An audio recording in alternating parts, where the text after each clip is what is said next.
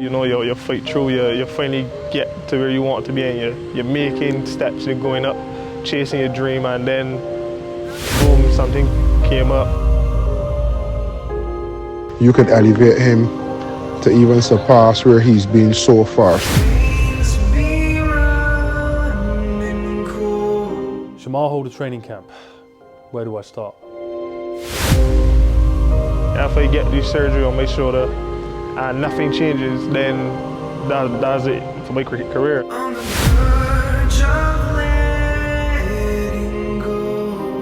Right, so how does this come about though? How did you get to England? You got financial support? Lean over, lean over, lean over. Now come up straight from there. That's how you do it. The world hasn't seen the best Chemar Holder yet. Before this happened, we sat down, we chat. This is what I'm looking to achieve, and you made it happen. This is not a war.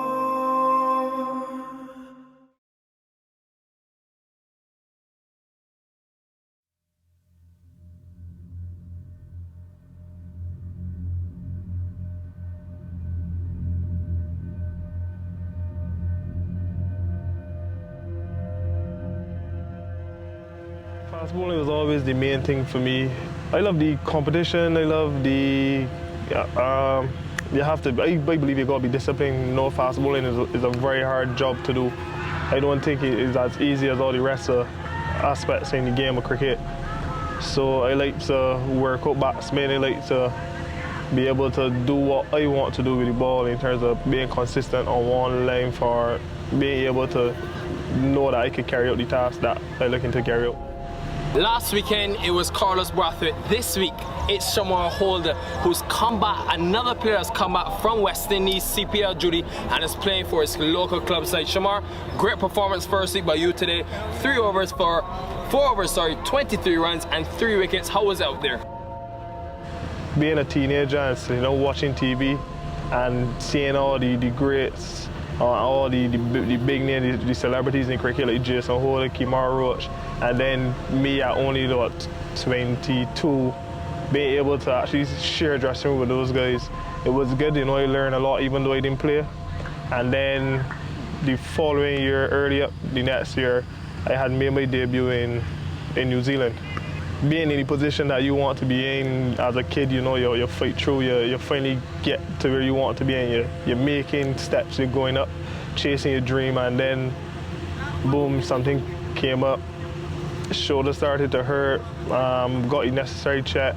At that point, it didn't seem like anything serious. It just seemed like, a few strengthening exercises and stuff, and I would be, back as normal. And then eventually it just started to get worse and worse. No solution that was given to me was working. Did a lot of exercises for months, had a lot of scans, took a lot of meds. I even went to the point where I had a steroids injection, and it didn't work. So I knew that something else had to be done.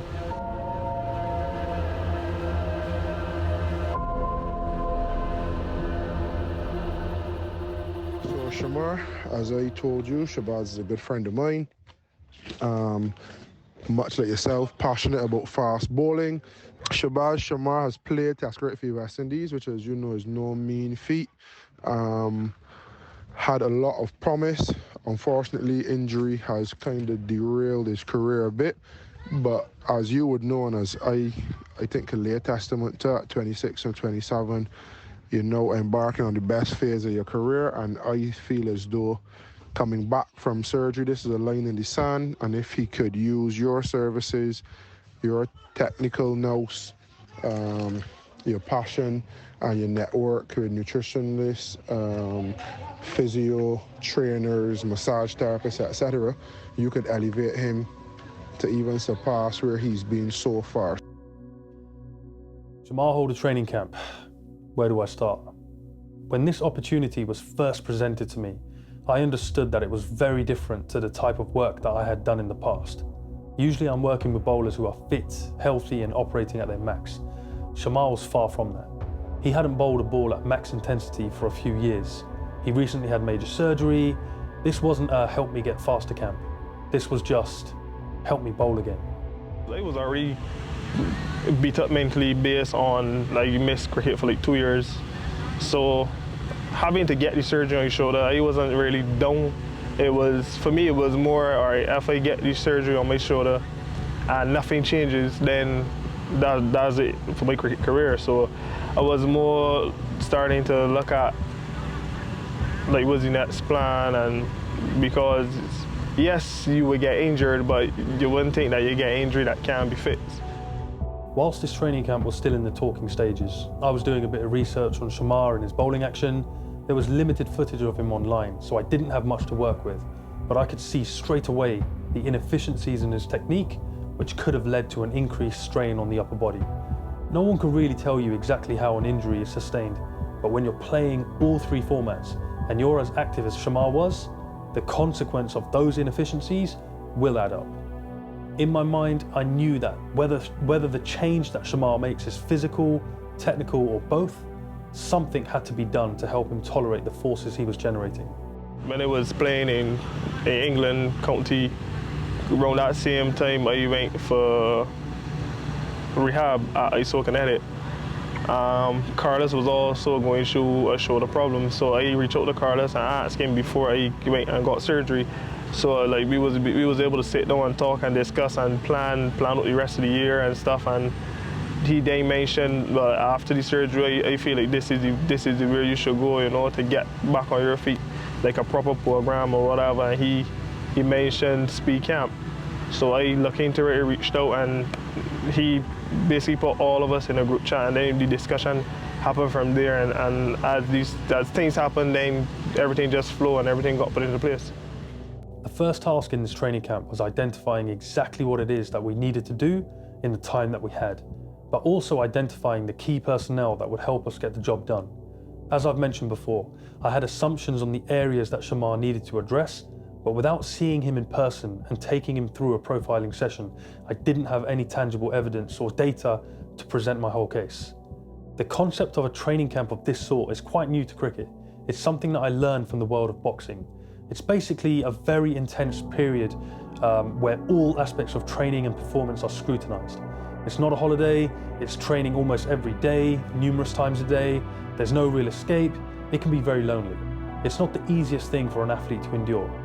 I think mentally and physically, I believe that I'm a strong person.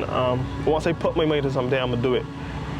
Yes, mentally I've been beat up mentally because of everything that happened.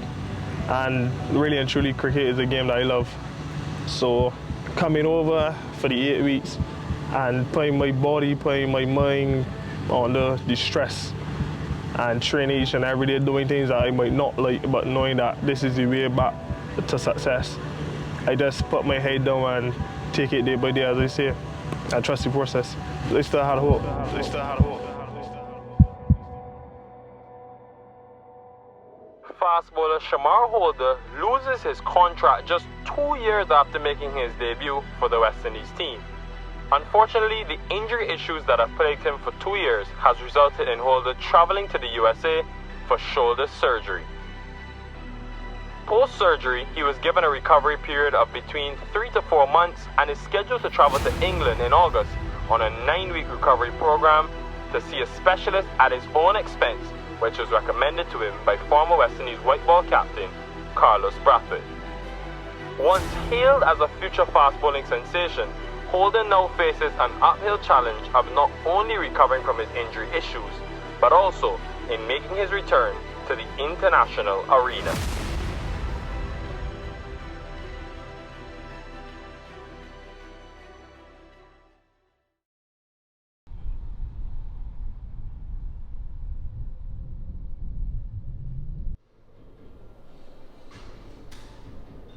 Due to the history of the injury, we thought it would be a good idea to get an MRI scan before we started with any training, just to be 100% sure that he was in the clear. Morning, Chemar. Morning. My name is Francis. I will be taking your blood today. Samples. Okay, carry on the extract the blood. Include your complete blood count. It will include your ferritin, your thyroid, your renal function, liver function, bone profile, and the vitamin D, which is very important when you're a player. Right. To see how the strength of your bones. How you finding it, Chemar? You're right.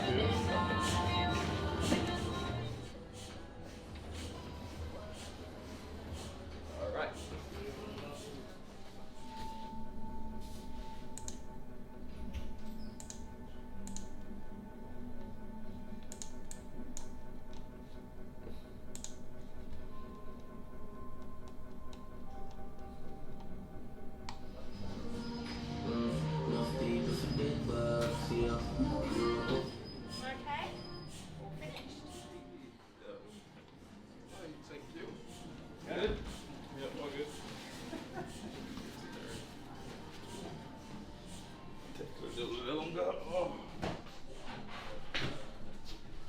After we got the green light from the scan results, it was time to profile Chemar. This wasn't a typical profiling session as he couldn't actually bowl. So we split the profiling into two parts. The first part was an on-the-ground sprint speed and power assessment, and the second part was more movement, stability and strength-based in the gym. We're going to do 3 10-meter accelerations, 3 40-meter. I would like to think you're going to get touching 2, sub 2 on the 10. If the power's right.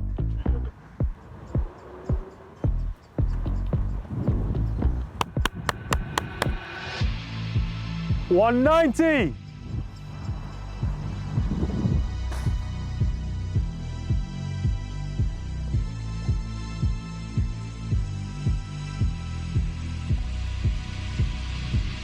Upright.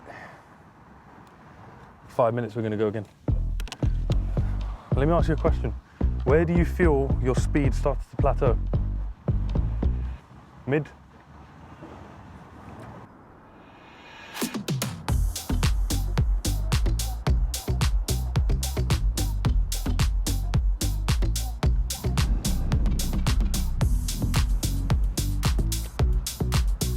Yeah, look at that, bro. That's brakes. That's pure brakes. I think you're scared of running fast, bro. I'm being serious. Try this, yeah? Try and walk fast like that. Cool. As fast as you can. Try and do that as fast as you can. Now, go onto the balls, go as fast as you can. Is it easier? Yeah. 529.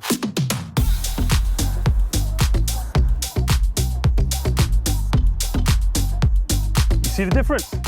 For run-up optimization, is 70 to 85%. So, at 70%, that's you playing a test match. So that's you just 70% of your top sprint speed, that's the entry level for run-up. 85%, that's your short burst, 2-3 overs, I'm trying to bowl as fast as I can.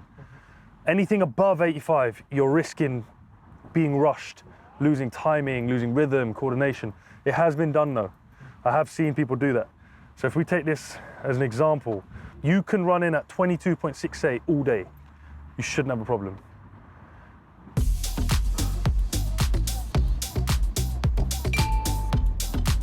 $50.5. Coming? Yeah. That's called valgus knee. My thing is build the profile around the athlete. So I want to know what you rely on. I want to understand, okay, what gets Chemar to 100%, number one? What does Chemar rely on? So I can strengthen that, but then support it with other areas. One, how well you use momentum from the counter movement, but number two, how well you coordinate upper body with lower body. Because if you miss time, yeah, it's going to go. So you've got to coordinate both upper body, lower body, snap so just at the right time. Was 50.9. 50.9, yeah.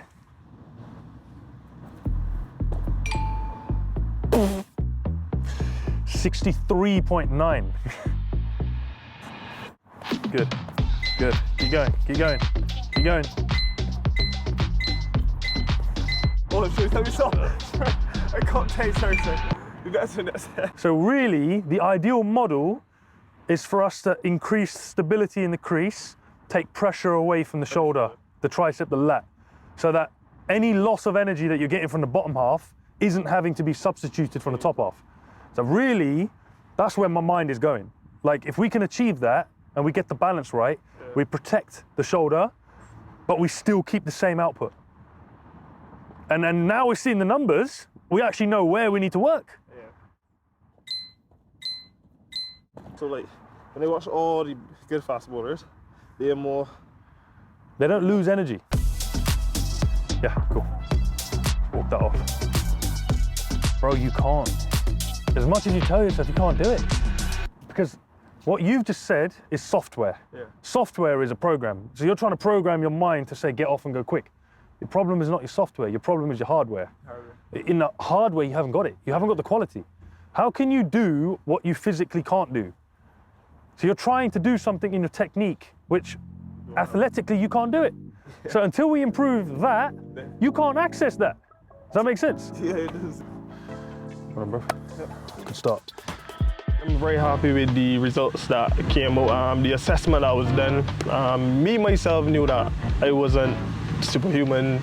Yeah, I fit, but for me, I believe there's different types of fitness. So I might be fit in one way, but I might not be able to do something else. And being able to get a breakdown of the weaknesses in my body and which part needs to be worked on, it was very good, because I believe once I work on those parts that are weak, they might not be extremely weak, but those parts I need to top it on, then I should be a lot better when I come back to the game.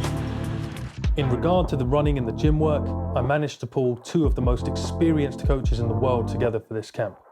Jock Campbell, he was the S&C coach for the Australian cricket team in 2000 to 2005. He's best known for helping Brett Lee bowl at 100 miles an hour, as well as working with other elite quicks such as Mitchell Johnson, Lockie Ferguson, Sean Tate.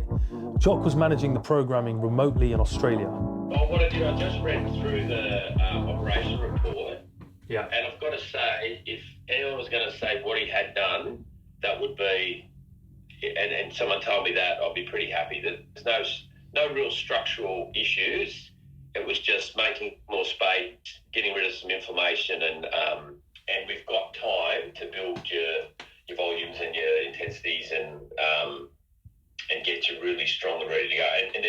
And the other thing, it's very rare you get this period of time as a test cricketer to prepare your body to handle it. So just being away from everything and not getting forced into playing trial games when you're not quite ready is a really good thing as well. So we've got a great opportunity here for you, mate. So I'm excited. But I think that the big issues for me has been not really much running yet. So that's going to take a little bit of time to build that volume safely again, and particularly with the speed stuff. Bowling, have you had clearance to bowl? Yeah. From the physio and the doctor? Yeah. If we do it right, and your comebacks, comebacks never go perfectly. There might be a little setback along the way, so we've got to be prepared for that. But if we do it right, at the end of the 8 weeks, mate, you'll be a machine. And we're already, just from what Shabazz has sent me, we're already starting at you're a good athlete. There's no doubt about that. I would definitely say that's something that I've seen from a technical point of view. It was in my mind before he landed in the UK. And then when he landed and we tested it, and I was like, okay, that makes a lot of sense. But obviously that's something for you to sort of look into in terms of the hardware and say, okay, I think, this needs to improve or whatever.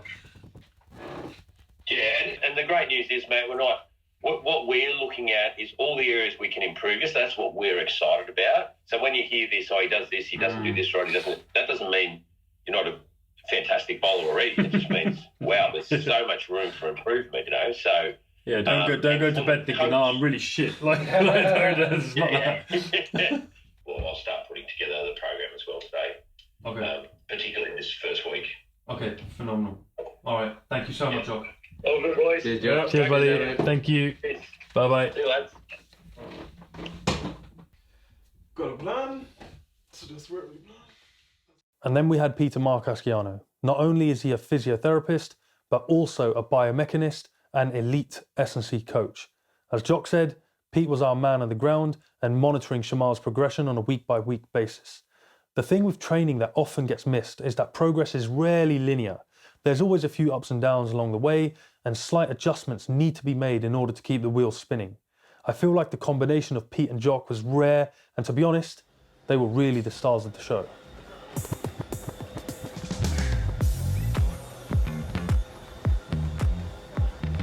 Okay, if you want to just speed up and go to a little jog, just be comfortable. Jog. Yeah, jog, be comfortable. Don't have to go fast. All right, now we're gonna warm you up again. You're gonna push backwards. There you go. That's it. And again. Nope. Get a nice thick neck. Okay. And this one's slightly flatter, but it doesn't mean anything. All right, it's just an observation. A lot of sprinters have flat feet as well. That's okay, that's good. Now, do the squats again, okay, with the hands out.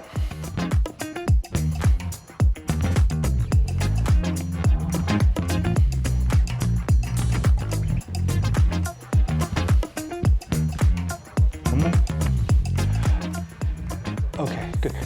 Did you do a lot of rehab on that leg when you had your thing? So keep the shoes off for a second.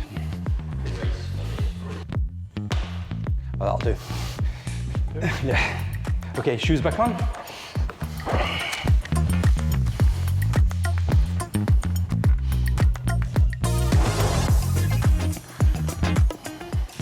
And relax. Good. No pain in here. Okay. So, again, squeeze nice and tight. Okay, good.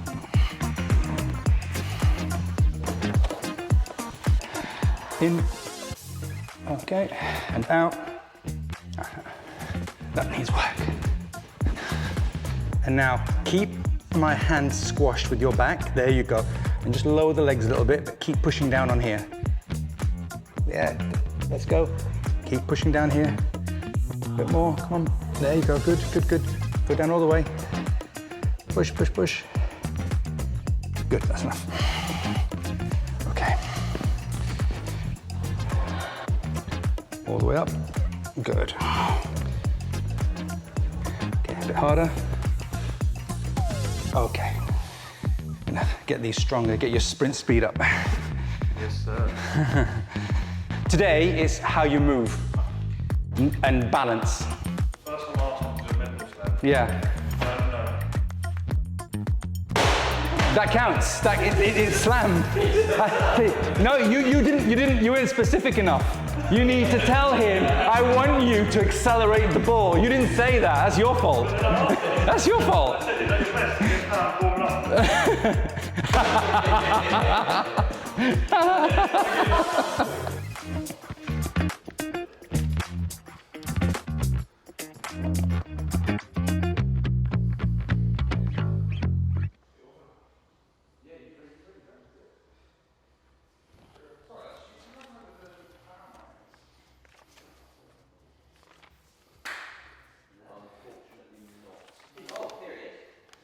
I've got more than enough, although we need to work with, which will make improvements.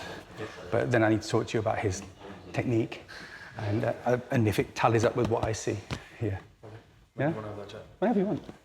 I'm ready when you are. With the shoulder, because the shoulder is a tenth of a hemisphere, it's very unstable.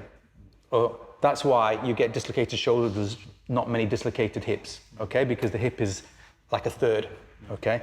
So, but what you've got is all these muscles around have to contract within fractions of a thousandth of a second after each other. It's got to be perfect. It's got to be perfect synchronization. Otherwise, it's not going to work. Just like a Swiss watch. One cog out, the watch doesn't work. So this is like a watch, not like the hip. The hip can mess up a little bit. This can't. All right, because it's got to be mobile and strong at the same time. So what he's got at the moment is, although the strength isn't quite back in his rotator cuff, but it's not bad. All right, but the movement of it is quite poor. So as he's moving, he's got all sorts of different movements going on at the same time. So if he starts doing heavy lifting and that, he's going to hurt his shoulder. All right, so he's got to get that rhythm back so the muscles are working at the right time. So what's going to happen there as well is because his posterior chain's weak, I can imagine him having a ridiculous whip in his arm. because body-wise, it's not going to contribute that much. And that explains why that's happened. Now, if you look, he had a lat tear. 2 reasons for a lat tear. 1, really bad technique. No one's technique is perfect, but normally it's because everything is coming from your arm. You're doing everything from the arm. It's not this that's doing it, it's this. Well, that's exactly what I said to him. Yeah. I said, your base, the foundation is so poor. Yeah. You're making up for it up there. Yeah. And he's quite astute in that sense. He said, yeah, I remember the ball, and I remember I tried to go harder. Yeah. But with the arm. Yeah, he goes, I put everything into it, upper body, and I felt straight away. Yeah. No. So that's what's happened there, and it makes perfect sense. He's just not. I was going to go down, and I'm not even going to bother doing it. If I put him on a dip, like, already on the bench, I said, I don't need to see that. Yeah. He's very unstable here, and he needs to increase his mobility in his thoracic, all right, and his neck, and the strength of his neck. His neck's got to get strong first, and he's got to get a little bit higher up here. Do you think he can be back up to his max intensity in 8 weeks? I've known Shabazz since I first started training him. I don't know how long it was, probably about 16, 17 years ago as a young man. And I think that our relationship grew into more of a friendship as well, also because it's like a meeting of minds. So the way he was interested in sport, he really wants to get down to the essentials of sport. And so with my interest in biomechanics, I think that we found common ground. A good coach has qualities that's common throughout any sport. And when you've been around different sports at the highest levels for long enough, you see commonalities. And the first thing, it's not the most essential, but the first thing is passion. You've got to be obsessed. Now, that doesn't mean you're going to be good. I've known a lot of obsessed coaches that are trash. The second thing is you need intelligence, without which you can't do anything. All right, so you need both. All right, if you're intelligent, but you haven't got the passion, you're still not going to get anywhere. All right, so I think that don't tell him, but he's an intelligent guy, and he's passionate about cricket, and he has no ego. All right, whatever is best for the athlete, and that's another trait that you need. Whatever's best for the athlete, that's what they get. Whether they're involved or not, you get the best person in for the job. What I like about SpeedCamp is that it's a meeting together of minds. It's getting the best people in to do what they do best. Again, no egos, everyone's putting their best thoughts in, and I think that you've got a structure, and that's something that's really good. You've got to have 2 things again. They might seem like complete opposites, but the complete opposites make a whole, all right? And the thing is, you've got to have a structure, but then you've got to be able to, and have the intelligence and knowledge to be able to alter that structure to fit people. Because not everyone fits into a tight structure. So you've got to have that wiggle room, because things change. So SpeedCamp has the structure and has enough expertise to be able to amend things, change things specifically for the individual. All too often, you've got these, not just in cricket, but in most sports, like especially youth, all right, they have this structure. It's very rigid. You do X, you do Y, you do Z, and this is how you do it. Not everyone fits into that. Maybe to 90%, but not 100%. But that 10% that's lacking might destroy an athlete. So SpeedCamp, I think, really does a good job in tailoring, what that athlete needs. That's basically what I think about SpeedCamp. The introduction of bowling was very subtle to begin with, as Chemar had been so inactive for so long, and on top of that, he would have naturally been carrying a lot of mental baggage from the past. So we really just needed to build up some tissue tolerance at a very low intensity before pushing anything further.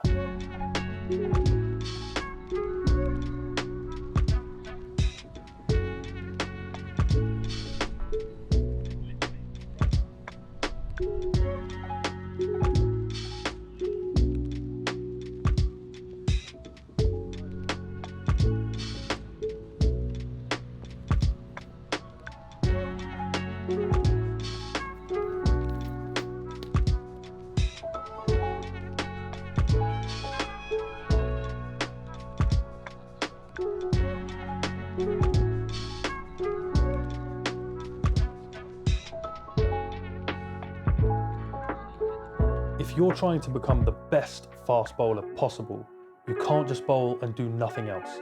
You need to address all of the other aspects involved in fast bowling. In this camp, Chemar did running sessions, bowling sessions, strength sessions, and recovery sessions. The structuring of a training week is not straightforward. You need to get the balance between strain and recovery right in order to ensure that the athlete is healthy and in a state to actually make progress.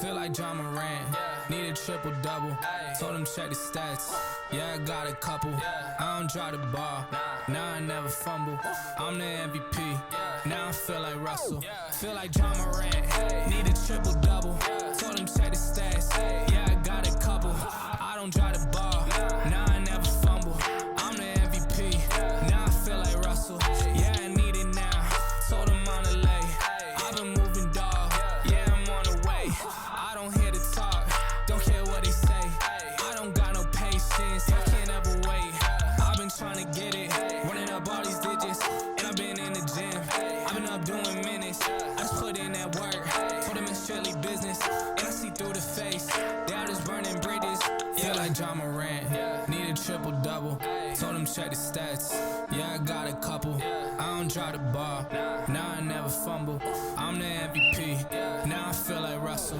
feel like John Moran, need a triple-double, told him check the stats, yeah I got a couple, I don't drop the ball, now I never fumble, I'm the MVP, now I feel like Russell, yeah they don't want it done like I want it dog, yeah they say they want it, then they took the summer off, I've been going down the list, checking numbers off, I was checking on your numbers, told them something's off, I was at the bottom, now you know I'm climbing, now they sending deals, they know I ain't signing, People know that Ibrahim's still missing. feel like John Moran, need a triple-double, told him check the stats, yeah I got a couple, I don't drop the ball, now I never fumble, I'm the MVP, now I feel like Russell, feel like John Moran, need a triple-double, told him check the stats, yeah I got a couple, I don't Recovery, raw shake, superfoods. feel like Russell.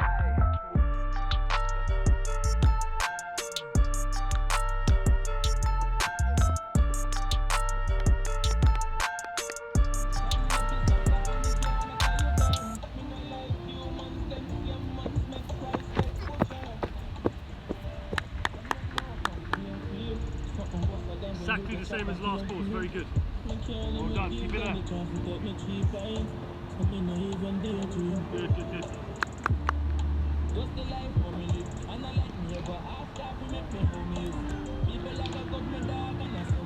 In terms of coordination though, don't go too hard up there. But make sure the house is strong. Yeah, so that's what I expected. Solid. Can that be more solid? I might go put a little extra. You don't have to do it with here though. Have you got the ability to make it more solid without touching the top half? Right? That's right. I would say it's worth looking at that. Leave the top half alone, just make the base stronger. Alright. Big six, coming up. Some real pretty girl like Cardi. Won't I tell about me eyes, you wouldn't think of follow me. Not a couple killers sicker than the pharmacy.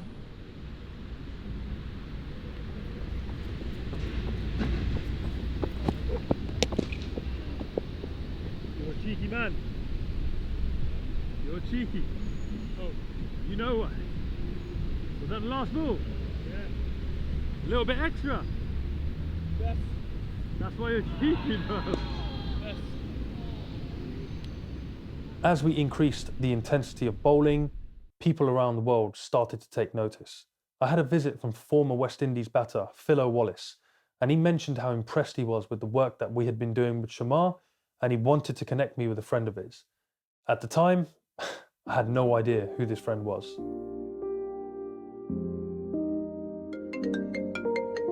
Mr. Roberts. Yes, sir. How are you, sir? I'm good. To me, fast bowling is not a shoulder not a shoulder exercise. It is a bodily exercise because without strong legs, you can't hold fast. For no time. Let me rephrase that. Without strong legs, you can't bowl fast for any period of time because once your legs start to go, everything else is going to go with it. In the book of Pace, I wrote a chapter called Art and Science. And what this chapter communicates is that there is a lot of science to bowling fast, but fast bowling is an art. So you have to respect the art, but understand the science. And I think that's basically what you just said to me, that the scientists and the research, it's amazing, but ultimately, bowling fast, it's an art, and you have to respect that.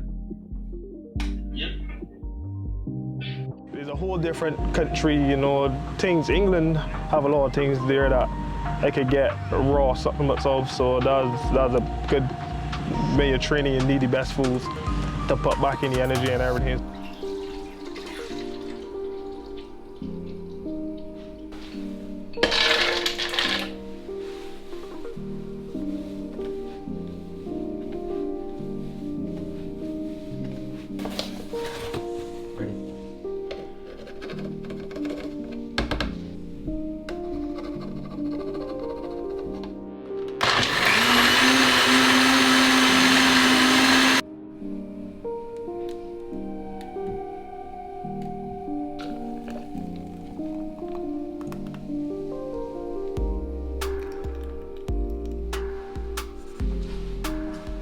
And I also learned to work on my recovery after training and stuff.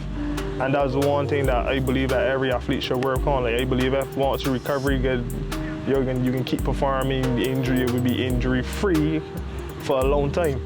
And being able to have that access to recovery the way I was recovering is very good.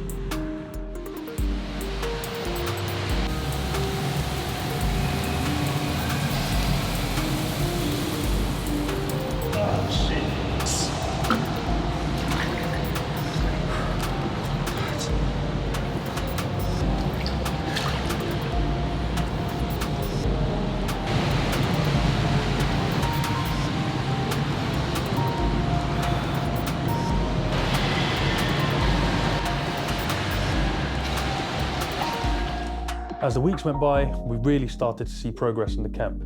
Chemar was getting fitter, he was getting stronger, and he was pretty much touching the intensities he was hitting when he was at international level. The topic of conversation then started to become about the way Chemar had been treated and the lack of support that he received in the West Indies.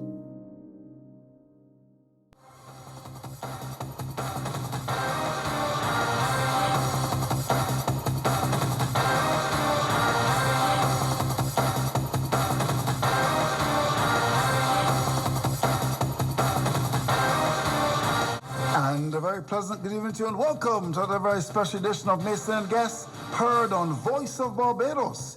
Chemar Holder's joined us. He's in England. He doesn't have a lot of time.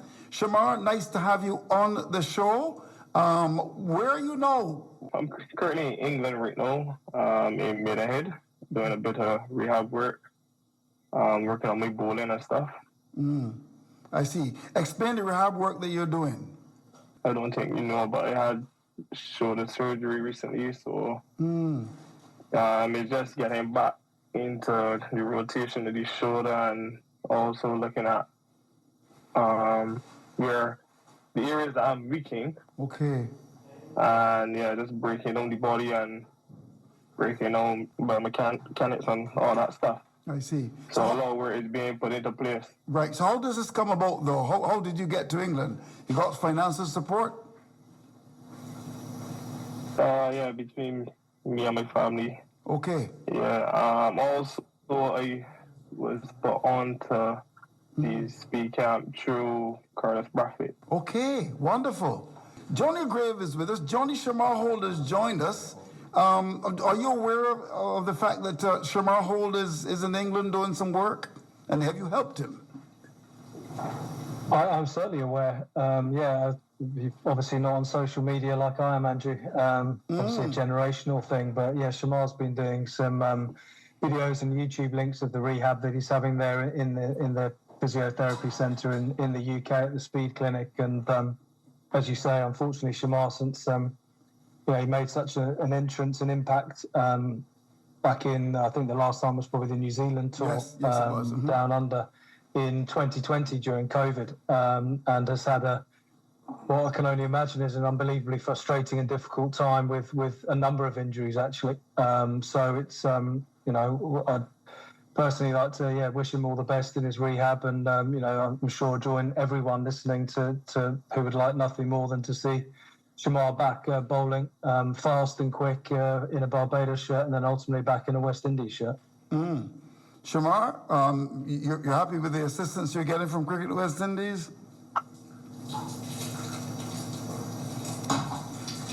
Chemar?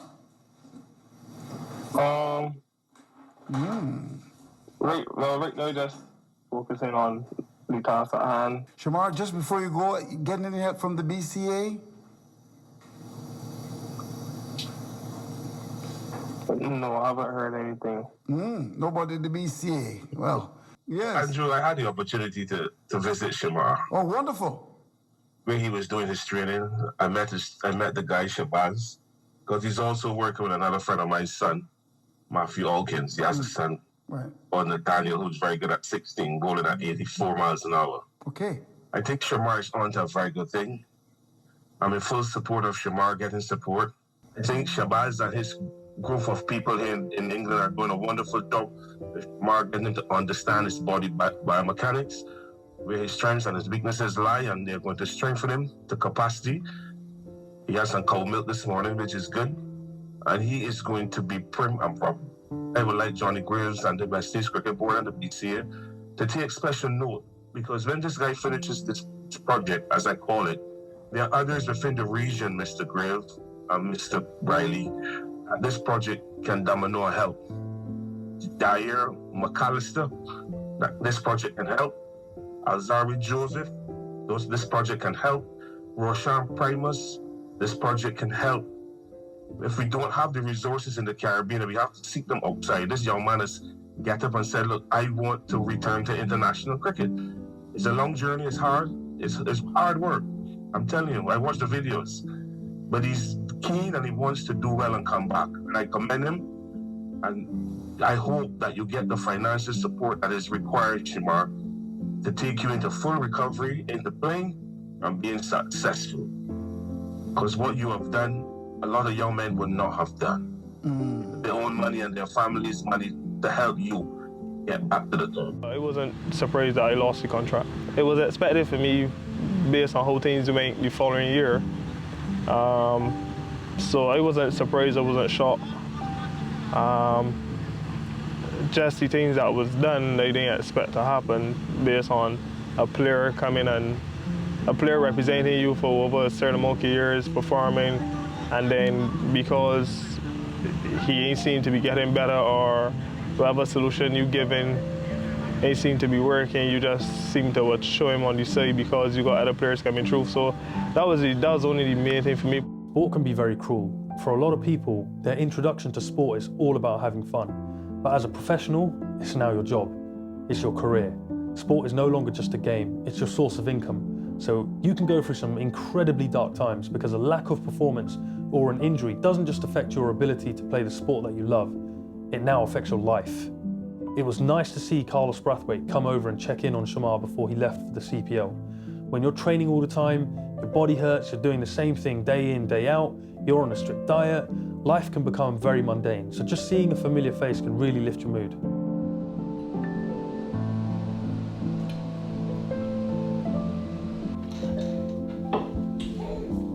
Like having different ways of developing men.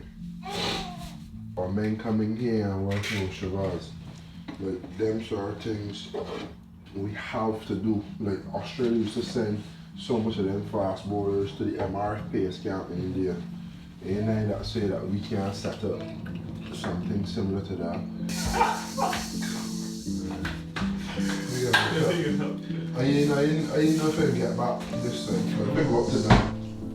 I reflect a lot on everything that happened in my life. You know, I had a lot of time alone because it was only me in the camp. And from the gym point of view, you know, you learn a lot more. You learn a lot more movements, the way how to target certain areas. And so, like, even if I go back and I go in gym by myself, I will know, well, this is what I'm doing. I'm doing it correctly. Rhythm, swing. Swing. Yeah, good. You get it? And the way you've got to get it done, watch. So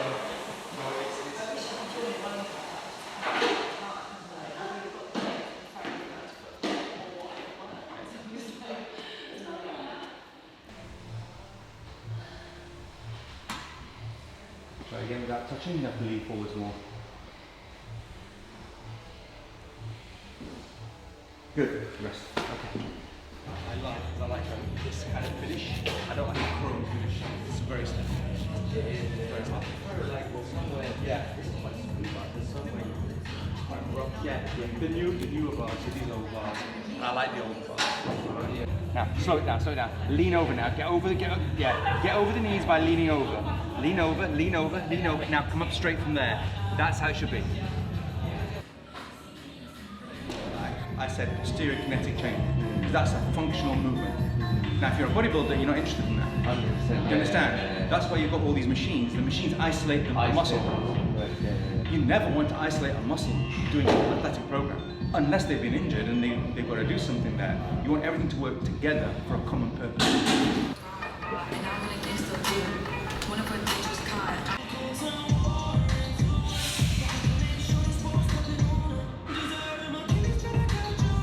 Shoulders go to the bottom. Let the shoulders go. There you go. There you go. Lean into it, lean into it. There you go. So you want the weight to be about there. Right. The weight about there. Forwards. That's it. So the knee goes about here.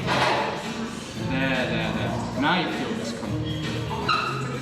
Good. Push up the big toe and the heel. There you go. One more. Change it.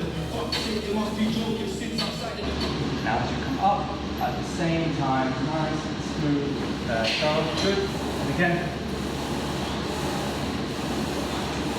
Yeah. And like I said, the old days you do it with a small, small ones, are the ones that are already fixed. Right, yeah. Not these.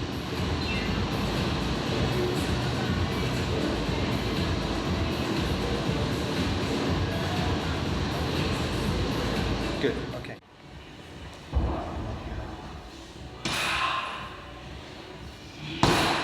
Whilst he's lying on his back like that, flat, what's happening is gravity is actually bringing his disc back into place because he's spent a good, hour and a half in a flexed position, all right, lifting weights and things. So this will just allow that disc to sink down. So his erector spinae aren't being stretched out right now. That's not the point. What he'd do after this is do what you're saying, right? Go on his back, hug his knees to his chest, rock a little bit, and stretch out. So by doing those two things, you're going to relax the spine maximally. To finish it off, what you do is you stand up and offload the spine, by putting your hand on something like this and pushing down. And that way, instead of just stopping, general cool down, then sitting down for half an hour in the car, now he's got a bit more mobility, his spine's in the right place, he's not going to get that stiffness after he gets out of the car, after a hard workout or a hard bowling session. Okay, Chemar, very gently, now your hands under, as if you're doing like a press up. Good. Get to a point where you're relaxed again, right, don't use your back, just lift up gently with your arms, and then back down, and then each time you come up, just come up a bit higher. And breathe. Don't use your back, just use your arms. That's the hardest thing to learn, because you want to use your back. I would say that I got an eye-opener from the time I landed, from the catapult that we discussed from Pete. Doing his assessment and then not only doing an assessment, but explaining each and everything. Like this movement helps this would do this. Like when you do this motion, this is what happening. Like everything was clear. I was never confused about what was going on or why I should do this or why this was happening. Everything was clear, and in every step we took, an explanation was given, and I clearly understand everything that was happening. The facilities in England are incredible, but the one issue that we have in this country is the weather. Chemar was at a stage where he was bowling at high intensity 3 times per week, and we were flying in terms of progress. But the forecast started to threaten our chances of staying outside.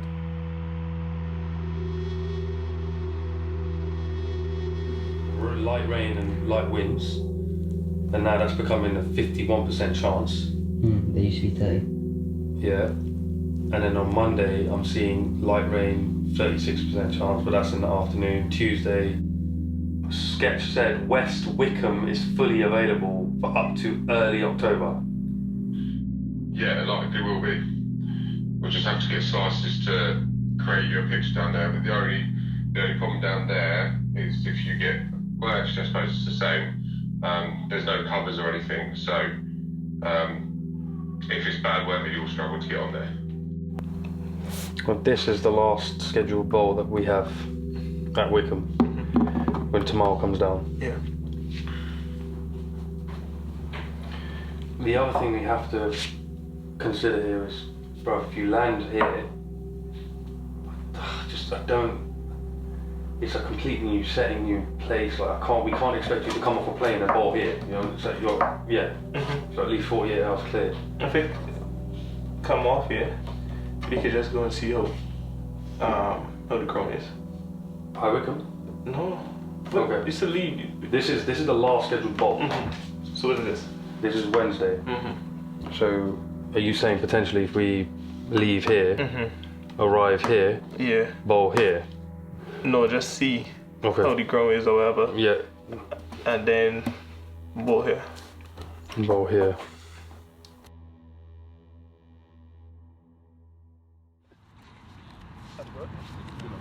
This? Are you? Yeah, not bad. At one point, I literally have to separate up the Honda.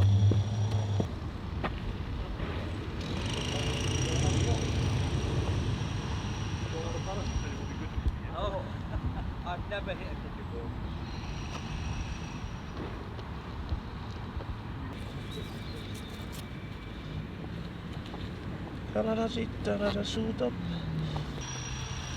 Let's do it. Come on. Plan.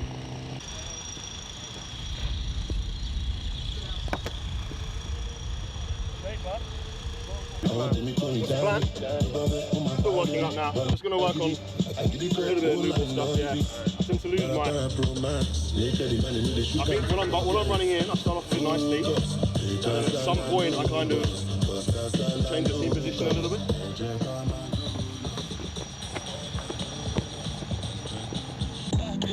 Dropped off the Rolls Royce, they play. Soon I go wet up in the new Bugatti, they play. That was perfect. Kill the bitches.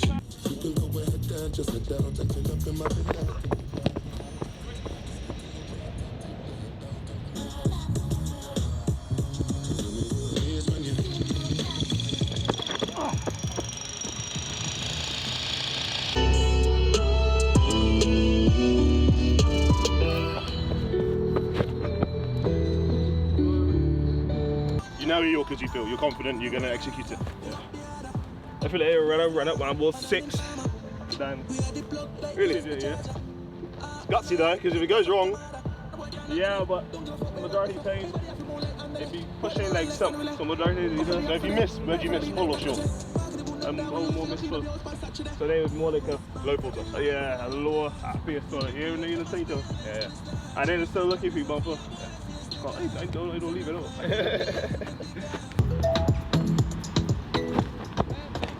Nice. Good spot. Maybe train that in. But then they have to like walk this side and then it's quite obvious. Spread it. Figure it out. Pretty easy to just. If I just go like this, I just want to swing it.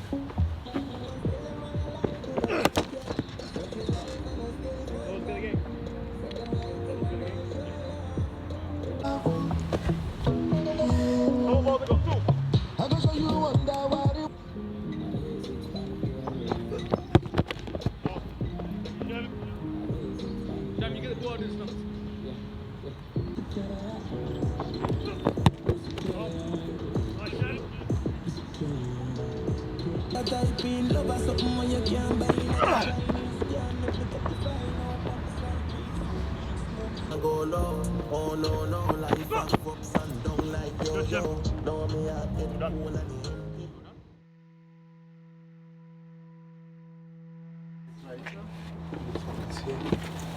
That's why you put that on there.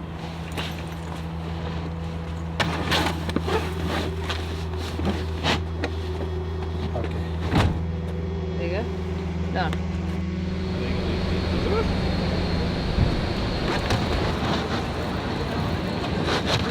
Push it. Stop. Pull it. Yep.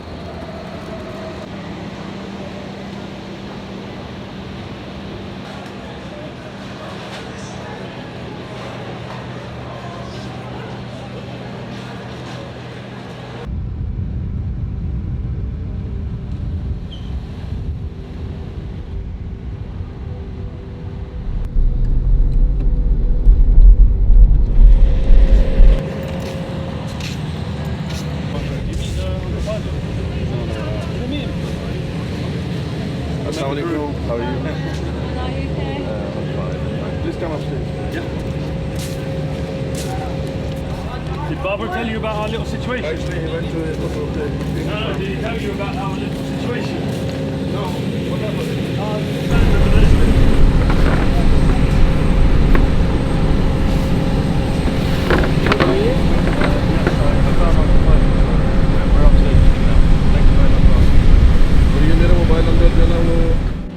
We are the only ground here who is having screens on both the ground. I was going to say, I saw that when I walked in. Yeah.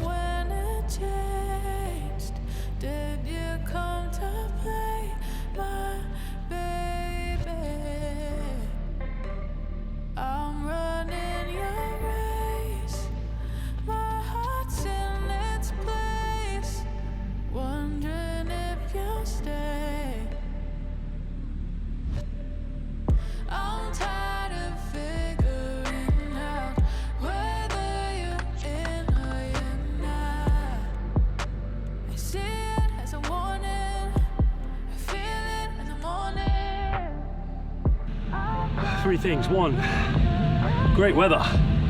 Two, great facilities. And three, the environment. Being around international fast bowler Chemar Holder, couldn't help myself.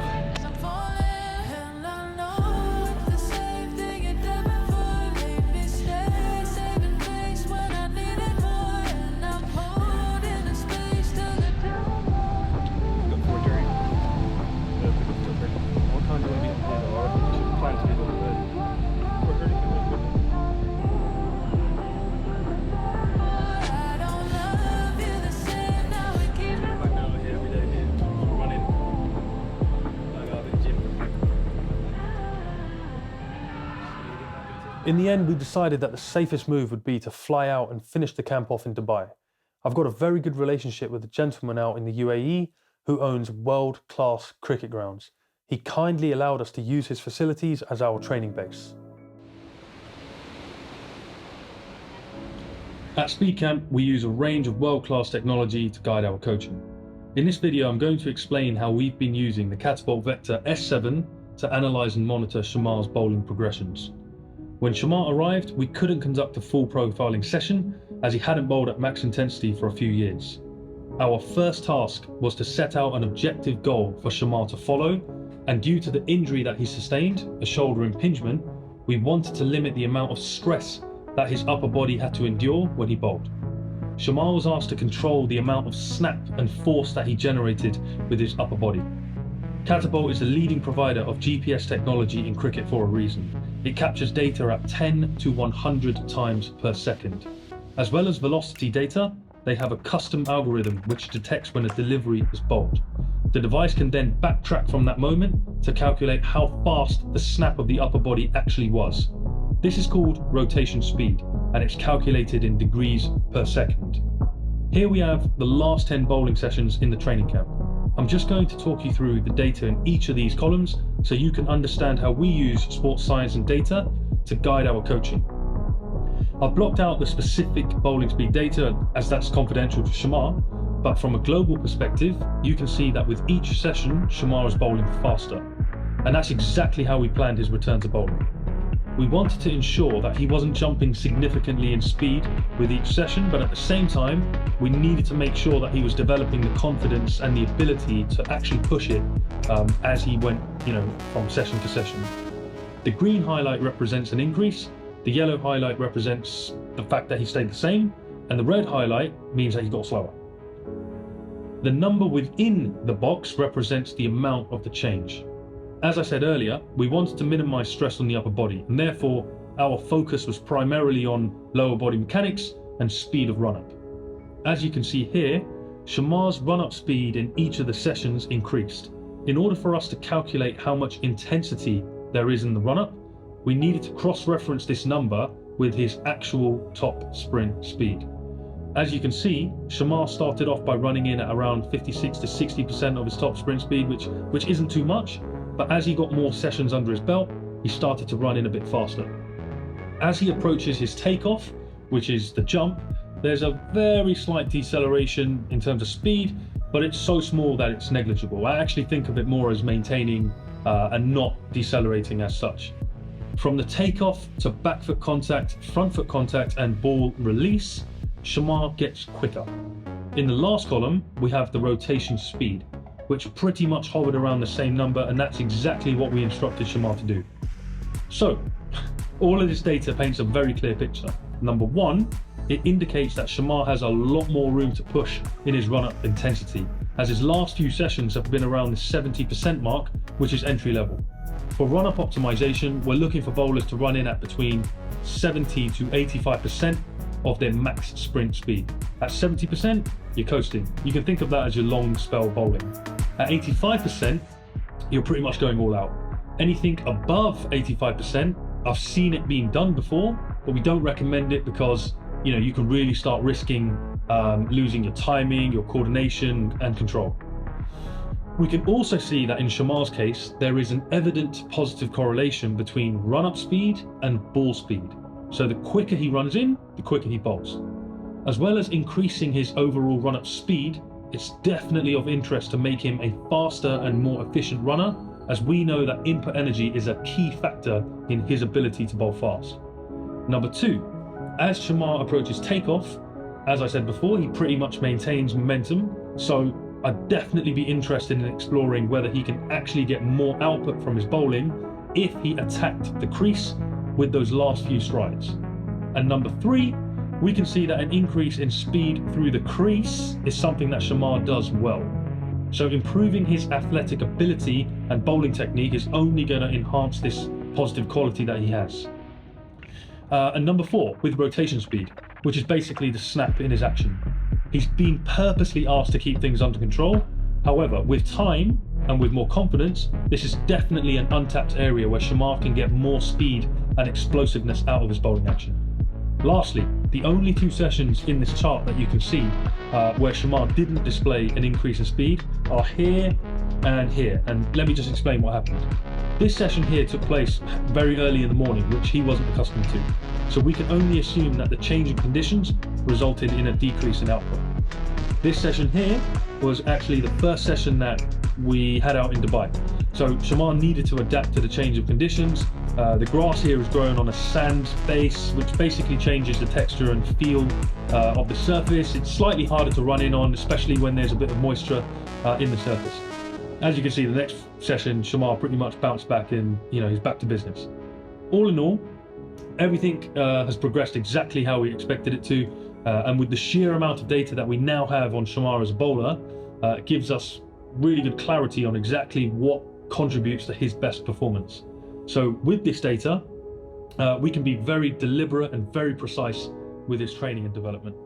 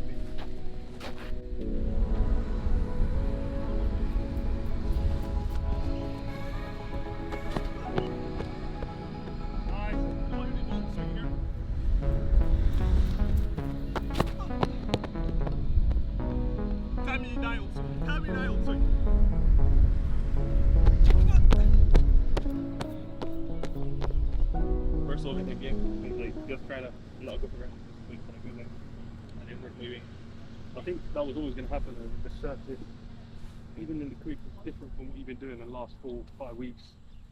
So because things not. Maybe to the left hand it might be a little better because of the angle, but. Have you moved it?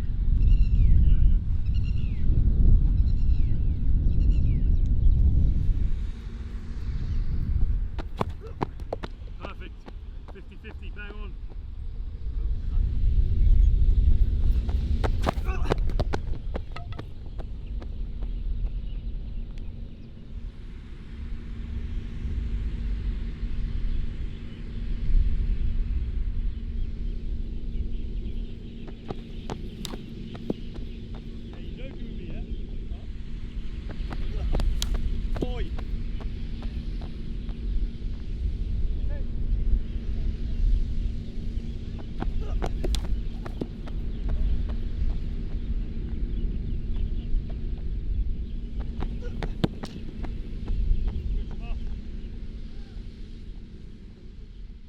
Out in Dubai, we had to make a few adjustments. Obviously, it was a new place, the climate was completely different. It took a few sessions for us to get into a rhythm. Everything was going according to plan.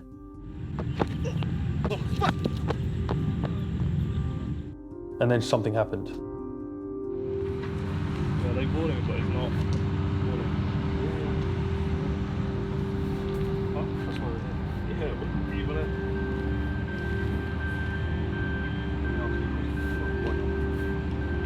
Right, no. Not this. Everything is right, yeah. Everything is general cruising as it is, so yeah. But it's not right now. At that time, everything just ran back into the past when that slight hiccup happened. You know, knowing what happened, where he was and everything, but based on the work that I put in the camp, I was confident in my body and in the work that I had done to come back, to keep going. So I never doubted that I would be able to keep going. It was just being cautious because of what happened earlier. Yeah, it was tough to see Chemar in that state. He was obviously concerned something had come up. And from our side, it was just a case of reminding him that this was a very different situation. We ran some tests to rule out the prospect of anything serious, which gave me the confidence to continue.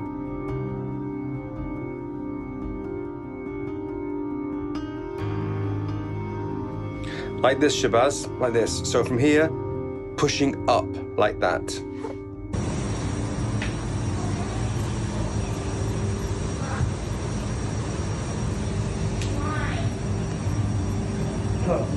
Nothing.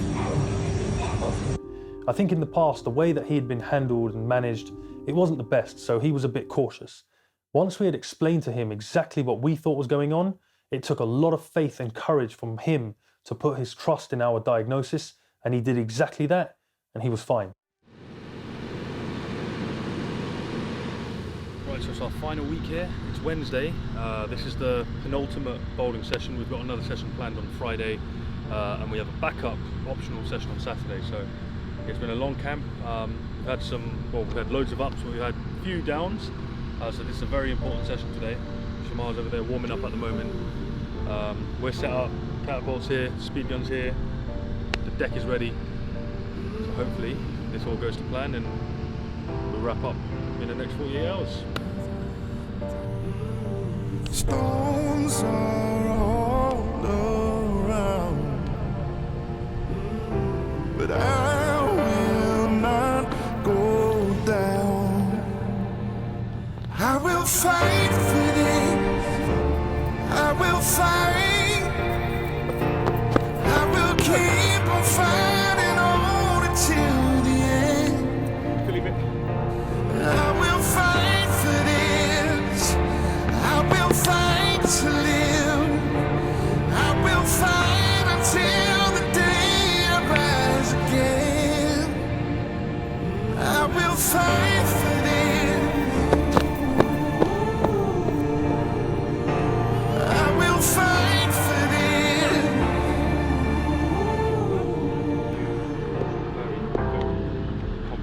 Very casual. Yeah, that doesn't look very challenging for you. There's some body that say, let me push it and see how you feel. But that doesn't look any different to. I mean, you can see that you're still guarding a little bit. Even in the follow through, you're not as free. You're a little bit stocky. But I think with confidence, with more overs, you're going to overcome that. I was trying to. We got fit yesterday.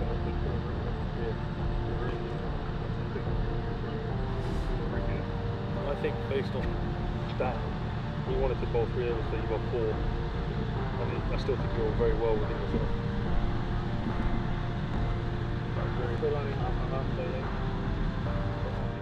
I think you have to, again, take some time out by yourself when in that moment there and then. Do not judge things by what's happening. Don't make no rush decisions.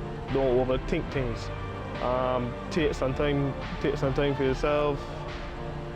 Always stay positive, and then go back and try, but just take your load off. Take your load off. I will fight. I will keep on fighting on until the end. We always expected a few setbacks in this camp, and thankfully, we bounced back from each of those setbacks quickly. This training camp has taught me so much, and I feel like I've completely transformed as a coach in this whole process. I thank Carlos Brathwaite for trusting me with this task, and I thank Chemar and his family for putting their trust and faith in me and my team. I would say, like, thank you all for everything y'all done. I would never forget this. This is one step back to where it was. Before this happened, we sat down, we chat. This is what I'm looking to achieve, and you made it happen. Chemar Holder's tradition. Before he bowls out batters, asks the batter to pick the ball. So Barbara, pick the ball. Push it to the limit, I can't go no more. Red light, no way, I'm coming back home. Long dirt road all on my own. I'ma be the greatest, write my name in the stone. Write my name in the stone. Yeah, I'm coming back home. Yeah, I'm coming back home. Write my name in the stone. Cause I'm coming back home. Yeah, I'm coming back home. Right back where I left because I know my people needed me. Diamond in the rough, I don't know what it is they see in me. Go down as a legend in my city cause we beat the streets. Trying to spread the wealth around the block, no I can't keep from me. Told me I should leave. I see the bigger picture and it's way bigger than me. Can't be living like a king, but my people need to eat. If I got it, then you got it, we gon' get back on our feet. And I put that on me. I don't wanna live life fast or die too young. Or die too young. 100 miles per hour might crash cause good die young. But here I come, push it to the keep doing what you're all doing, whatever you're looking for in terms of performance, getting stronger. Like these people can help you. The world hasn't seen the best Chemar Holder yet.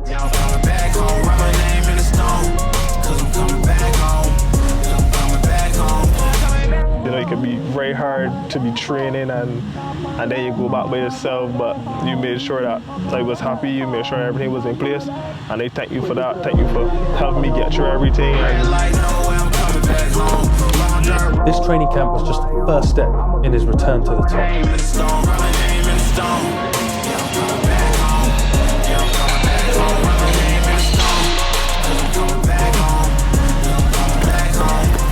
Well done. You've done well.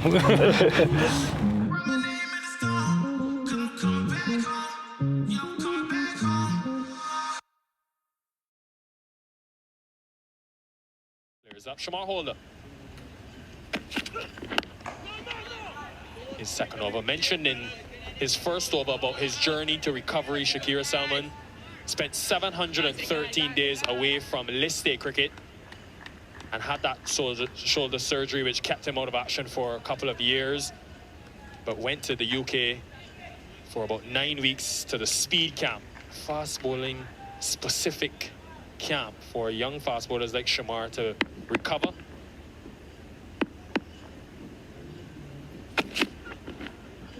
And would have went through an intense period of post-surgery rehabilitation with Shabazz Chaudhry, who was the program director and his fast bowling coach, and had a chat with Shabazz coming into this tournament just to get a feel of what they would have went through. He mentioned it was all about developing confidence and getting Chemar to bowl fast and feel comfortable bowling fast. We were able to break his action down physically, assess the weaknesses, and then tailor a plan suited to his habits and limitations.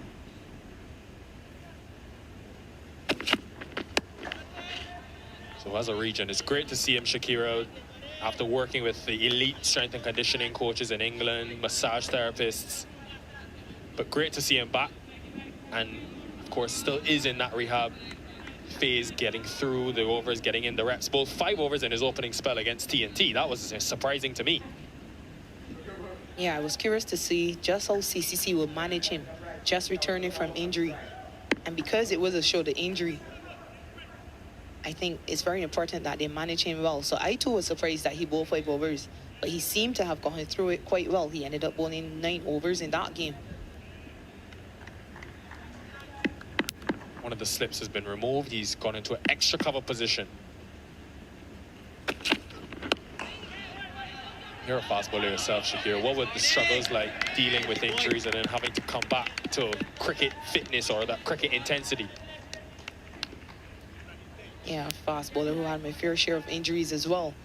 Not because I was bowling too fast though. But yeah, it's always difficult to be sat on these sidelines. Chemar likes to be involved, just like me. So it's always difficult to sit and watch others play, especially when you're so young in your career.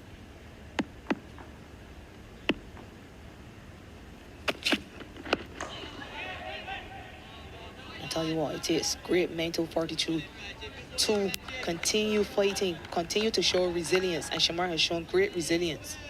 I think what impressed me more about what he did in the UK with Shabazz was the fact that he paid his own way to go to the UK. So it shows just how important cricket is to this young man. Yeah, and it was a fully inclusive approach. That's the thing where the region will want to get to, just the fact that he's able to go to the UK and work solely on his fast bowling. Everything involved was about him and his seam bowling. Made an over. Excellent from Holder. End of 4-4 for